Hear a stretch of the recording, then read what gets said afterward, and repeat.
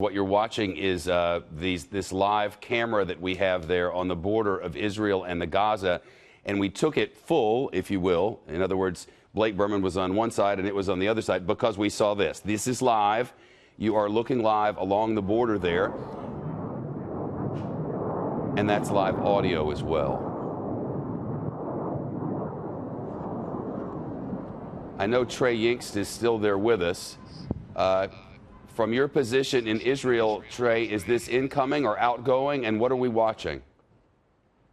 He's working to get hooked up.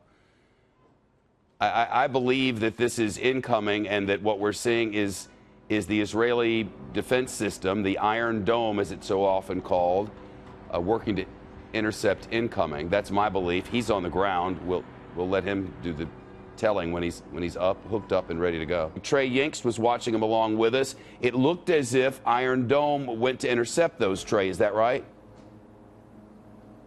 Shep, Israel's missile defense system, the Iron Dome, intercepted some of those missiles that were just fired from the Gaza Strip into southern Israel. We are getting reports that at least one of those rockets fired from Gaza landed in a nearby city, a town called Sderot, just over the border from Gaza. This is a town that often hears sirens blaring throughout the night when this sort of rocket fire does occur and these clashes between Israel and Gaza take place. What we saw behind me here just moments ago, Shep, and I can hear off in the distance what sounds like some sirens, which means there's likely some incoming rocket fire farther down the Gaza Strip. If you give me 1 second, Shep, I just want to look off in the distance here. We are getting... Again, in the distance, you can hear a bit of sirens. If it gets any closer, we'll certainly let you all take a listen to that. There's sirens piercing through the night in this region, and people are very used to this sound. They know right where to go. They know right how to get to the shelters that are close to the towns and also close to their homes in towns like Sderot, Ashkelon, Ashdod, many of these towns in southern Israel. But again, what we saw moments ago, Shep, these rockets fired from the Gaza Strip, some of them intercepted by Israel's missile defense system, the Iron Dome. But again, there is a report that at least one has impacted the town of Sderot. Hopefully, the civilians were able to make it to a bomb shelter like the civilians were able to make it earlier today to avoid any sort of casualty increases in this conflict that is continuing to erupt, Shep. We've always heard regarding Iron Dome that the more they lob at one time, the more difficult it is for Iron Dome to intercept.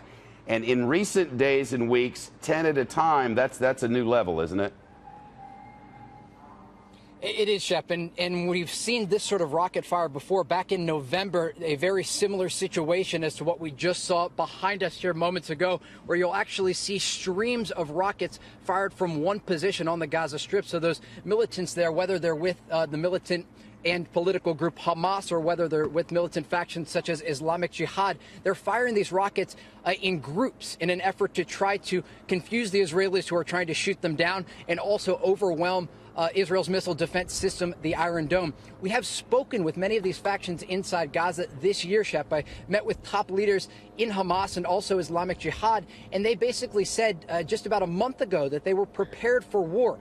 There's a lot happening in Israel right now, and everyone was concerned that this week and the week after could lead to what we are seeing tonight. There are upcoming Israeli elections on April 9th. This weekend is the one-year anniversary of the Great Return March inside Gaza. These are the Friday demonstrations where thousands of Palestinians have participated each week. And then additionally, on top of all of that, we see the events in the United States today. Israeli Prime Minister Benjamin Netanyahu meeting with President Trump. So a lot of moving parts here. And then on top of all of that, you have to talk about the Iranian influence in the region, Shep. Oftentimes we understand that these groups are getting directions from top leadership in Tehran. Actually, Hamas officials told Fox News earlier this year that Hamas is providing them with weapons and money. So as you saw President Trump talking today at the White House, that the United States supports Prime Minister Netanyahu and Israel in their efforts to defend their country from threats from Iranian-backed troops in countries like Syria. As it relates to this Golan Heights announcement today, you're also seeing that inside the Gaza Strip with Islamic Jihad and Hamas, those factions there who also do receive support from factions and also high-level government officials in Tehran.